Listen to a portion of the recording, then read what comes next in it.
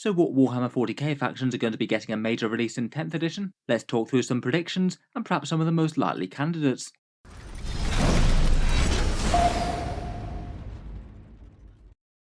Hello and welcome back to Warspets Tactics, where today we're talking about army releases for Games Workshop going forward, and with 9th edition apparently winding down towards its endgame campaign, it does seem at least fairly likely that things are going to be a little bit quieter on the Warhammer 40k model releases until the new edition comes out. We know that the World Eaters and Vashdor are coming. There have been a few fairly convincing sounding rumours for a new Space Marine Dreadnought and Primaris squad, but bar that, it just sounds like it's going to be those things plus a few more character releases, kind of similar to what Games Workshop gave us with the Psychic Awakening campaign. It does kind of beg the question as to which factions are going to be striking lucky in 10th edition when Games Workshop does come out with a few more big release waves for models. When Games Workshop releases miniatures, they do have a bit of a pattern. There's often a few scattergun releases with individual characters with codexes, or maybe kill teams for certain factions, but within each edition they have a certain amount of armies that they just look to give a major release wave to, updating a bunch of old kits and usually adding in a new unit or two. Here are just a few of the factions of the previous couple of editions. In 8th edition we started out with Primaris Space Marines Launch versus Death Guard, who also turned up as their own standalone army.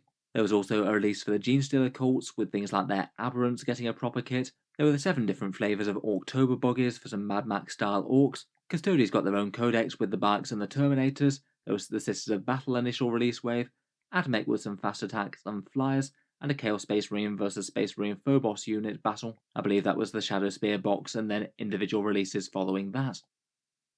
Then in 9th edition they've perhaps even stepped up the game with even more release waves, a huge amount of Necron and Space Marine kits at the start of the edition with Indomitus, the Orc Beast Snaggers, the second wave for the Sisters with the Paragon suits.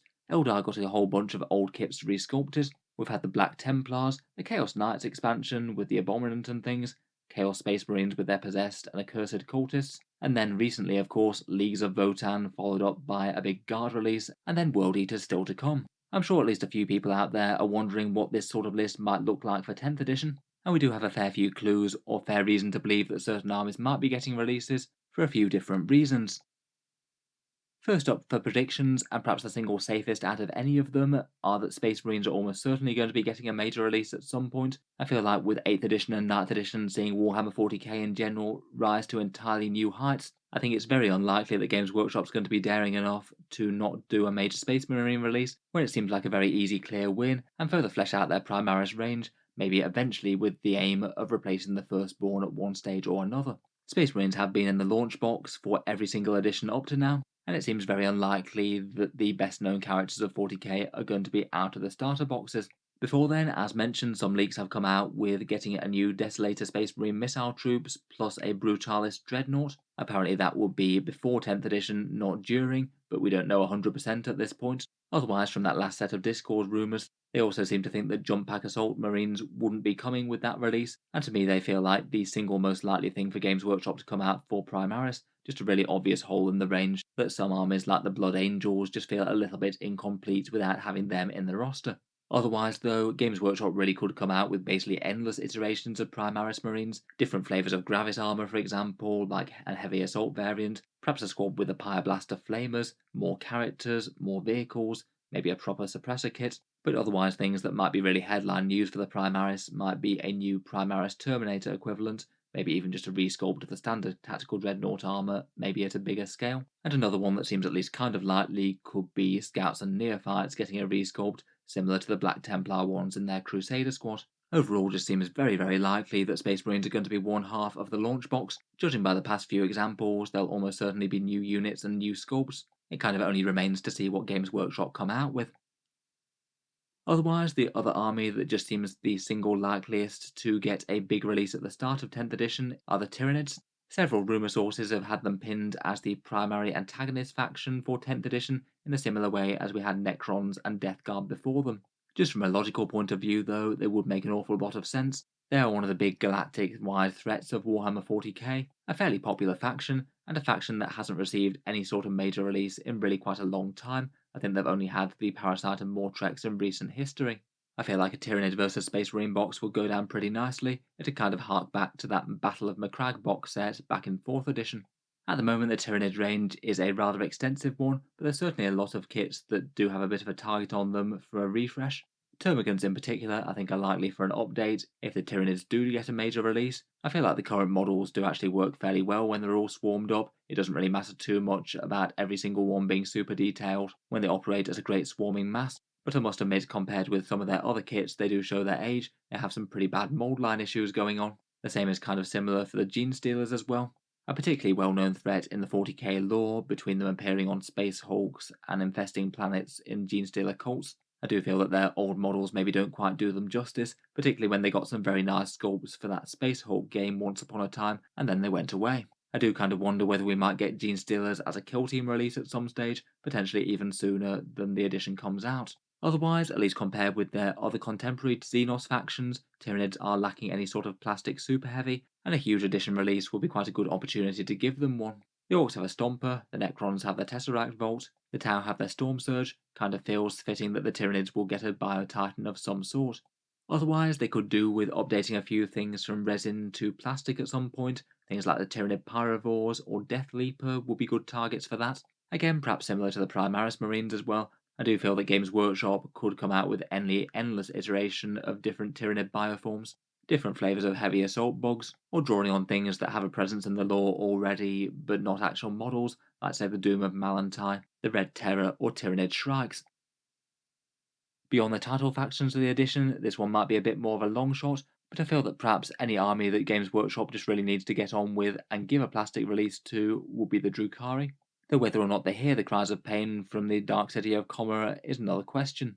Drukhari are perhaps in a particularly unusual spot in Warhammer 40k. Games Workshop have rotated out a whole bunch of resin models from a whole ton of armies, things that I suspect weren't selling very well. For most factions, it's generally been niche special characters or certain older sculpts for some of their HQs, but for the Drukhari, they actually got hit by the removal of several key units within their army, namely the Grotesques, the Beast Packs, and the Mandrakes. The Drukhari range isn't tiny, but is not exactly enormous either. Having 3 key units within the force that you can't buy direct from Games Workshop is just a bit peculiar.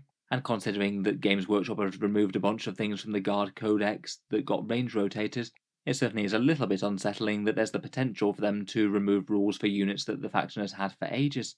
I guess it's not impossible that they bring them back to the range a bit more permanently at some stage, but so far anything that was resin and got rotated out has only been back for brief periods, and to be honest, given the quality of the models in the first place, I really think that they should just release some new plastic kits for them. Grotesques, for example, for some reason they just sold one individual one for a fairly extraordinary price for just one squad member. Most people tended to convert them from other things. The Beast Packs again were kind of ridiculous for the models that you got. And the Mandrakes, while the models I think were quite cool, they did have a bit of an issue with warping with their little silvery blades. Urien and Rakarth was rotated as well. Again, when you don't have a whole ton of HQ choices, losing one of them would be a bit of a pain. Otherwise, if they did actually go for a moderate-sized Drukhari release, I feel like if Drukhari players have a wish list, then I think a lot of people would have Adribelvex on that. Realising basically another faction commander within 40k would be rather cool. He'd likely be flying around on his modified Days of Destruction Raider, no doubt bringing the wrath of the Dark City to those who don't deserve it. Overall, I feel like out of releases, Drukhari might be one of the more necessary ones to hopefully do in 10th, though whether or not they deliver on it might be another question. Moving on, and I do feel like it's really quite likely that we get another set of models for the Leagues of Votann. It would follow Games Workshop's usual pattern of releases quite well for an army, have an initial launch with a bunch of different kits on the first wave, and then maybe follow up with a slightly smaller wave a year or so down the line. That was certainly the treatment that the Sisters of Battle got, and I kind of feel that the new Space Dwarves are a release of a similar sort of effort and magnitude. For a launch roster, it's really not terrible, but it's a bit sparse compared with the vast majority of more established armies, and there's certainly a few gaps that they might want to fill in. I'd say perhaps one of the most likely things out of any of them might be a new flyer being noted in the artwork for the Codex. There were a few vehicles with 3 engines in Codex art that didn't look like Hernkin Pioneers, and Games Workshop does have a way of teasing new models in artwork before they actually get released. On top of that, we know for absolute certain that some sort of release is going to be coming from the Votann. I covered that in the video a day or so back. Games Workshop have been teasing a whole bunch of rumour engine posts that have a whole load of Hearthkin and Hernkin style model bits, things like sheathed plasma axes, certain backpacks that carry the shotgun shells, and most recently a high-las rotary laser that appears on the Hernkin Pioneers. A fair few people are suspecting that this might be an on-foot Hernkin Scouts kill team. Certainly looks like it could be some sort of Votann infantry, maybe either light scout vehicles or jump infantry being other potential choices. Otherwise, if they were to release a new wave of Votann, I feel like something like a walker or some bigger robots might be another interesting way that they could expand the army. Maybe something similar to the Castellan robots, perhaps, or something like an entire unit of Ironkin. They certainly seem to be a fun sub-faction within the race that people would like to see more of. Moving on, and also I think very high on the agenda for Games Workshop, will be the other Space Marine chapters, the ones that are a bit more divergent, the Blood Angels, Space Wolves, and Dark Angels. These are all armies that, despite the whole swathe of Primaris releases, maybe haven't really felt like they've been in the spotlight all that much. When Games Workshop was releasing Primaris Marines initially, it certainly made a lot more sense to get the core range established before you go off seeking special individual chapters with unique models. So I can certainly see why they'd release a whole bunch of generic Space Marines first, before, say, releasing a significant amount of Blood Crazy or Wolf themed ones. My guess is that we'll probably see at least two of these three realised sometime within 10th edition, and I feel like they're all at least fairly equally prominent in lore, so I wouldn't like to say which ones would come first. I think that the Black Templar release has basically shown us how Games Workshop will release these guys, a fairly decent resculpt of a lot of key units in the army, likely multiple characters updated to Primaris form all at once, plus at least a couple of their key squads updated with some chapter-specific iconography, and largely sticking fairly well to the theme of what came before. There's at least a pretty reasonable chance that Dark Angels might be coming sooner rather than later, given that we've seen what looks like a new model for Azrael out in the wild already, and a couple of different rumour sources have also been saying that Dante might be coming as well, perhaps even before 10th edition. For the actual more widespread release of the different chapters, though, for Dark Angels, they basically have to do something for Deathwing and something for Ravenwing. The Ravenwing seems kind of obvious, maybe just make some jazzed up Outriders, and maybe some upgrades for a Storm Speeder or something. The Deathwing option looks a bit more tricky though. I sort of feel like you can't really have a Deathwing force without it being Terminators, so it's maybe kind of dependent on them releasing some sort of Primaris or upscaled Terminator to fit the bill. You certainly can paint your Blade Guard bone white and everything, but it just doesn't really have the same sort of Deathwing feel to me. Otherwise, seems very likely that they'd update the major characters. Ezekiel and Asmodai would be good choices for that. And with Games Workshop bringing back Primarchs with 3 Chaos ones and 1 Loyalist one, there's strong possibility for the Lion as well, particularly as it's basically already established in previous Codex lore that he's basically sleeping aboard the Fortress Monastery of the Rock, so he wouldn't have to do much to wake him up. Mr. Valrak certainly seems very certain that that's happening sometime towards the start of 10th, and if that's the case I can't help but think that it would probably be accompanied by a Dark Angels refresh. Otherwise, for Blood Angels, the obvious ones to update with the biggest priority will be the Death Company and Sanguinary Guard. Again, though, that kind of feels dependent on Games Workshop coming out with some jump pack Primaris, as they'd likely be the base troops that they'd be fancy versions of. Again, loads of options for characters again. Dante, the Blood Angels chaplains, Sanguinary Priests, and Brother Corbulo, all those could be quite good. And one rumour even had an upscaled Primarch like Sanguinor returning to the field. I guess with a bit of a model reimagination, he could be a pretty awesome centrepiece to an army. Finally, for the Space Wolves, when they do eventually get around to redoing some of them in Primaris, I'd guess that they'd probably start with the slightly more normal ones and the less wolfy ones. Probably things like Grey Hunters, Blood Claws, or maybe some Wolf Guard or something, before they go to redoing things like Wolfen or Thunderwolf Cavalry, maybe just to establish a bit more of a baseline before they go full on Wolf again. Otherwise, the Space Wolves have an absolute ton of characters that could get the Ragnar Blackmane treatment.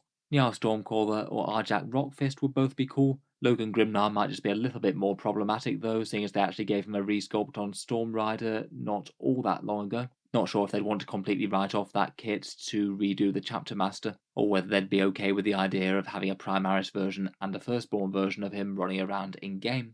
Again, the Space Wolves also have Primarch potential as well. Liam Ross having set off adventuring and never been heard from again, it wouldn't be all that much of a hand wave to get him back in the plot. Overall, it just seems very likely that we'll be seeing at least some of these return in 10th edition. They do seem like some fairly obvious next steps for Space Marines. So perhaps out of all of their options, I feel like the above ones are maybe some of the most likely, though obviously there's every possibility that they could go for other factions, and certainly anything that just hasn't seen a decent release in quite a long time. Armies like Thousand Sons and Grey Knights kind of come to mind there. Otherwise though, just for a few other armies that either seem more likely or more deserving of updates, the World Eaters again could see a second wave similar to the Leagues of Votann. People really wanted to see Red Butcher's Terminators, which look like they're not happening. I feel like a small follow-up release for them could be really quite nice. Add some themed Terminators, and maybe some sort of Demon Engine of Khorne or something, and the range might feel a lot more complete than the small release that they've got with their Codex. Adeptus Custodes could certainly be a decent one as well. As Armies go in 40k for their recent releases, they are really quite a popular one, without all that much support in plastic and really heavily reliant on a bunch of Forge World models to make their range feel complete. Games Workshop often seems to like doing near equivalents of Forge World style models rather than just directly translating them to plastic, and the Custodians feel like that could be an easy option, and maybe even you could have kits that apply to both them in 40k and in Heresy. For Heresy era options, we know that there's going to be some new models and options coming for the Sisters of Silence in the not too distant future. That one's also going to be one to watch to see whether they're just things like upgrade sets and things, or whether they might actually be full releases in plastic, which could very easily translate to 40k.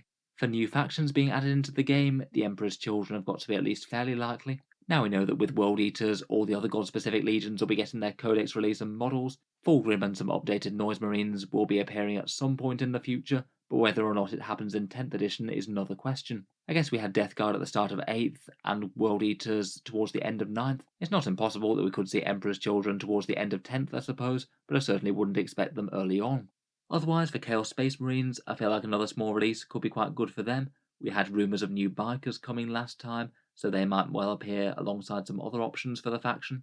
And for other armies that really could do with a bit more of an update, I still feel that despite rather a nicer wave of plastic kits coming for the Craft Worlds earlier this year, they still have arguably one of the most dated ranges in all of Warhammer 40k, a whole bunch of ancient resin aspect warriors that could really use some plastic sculpts.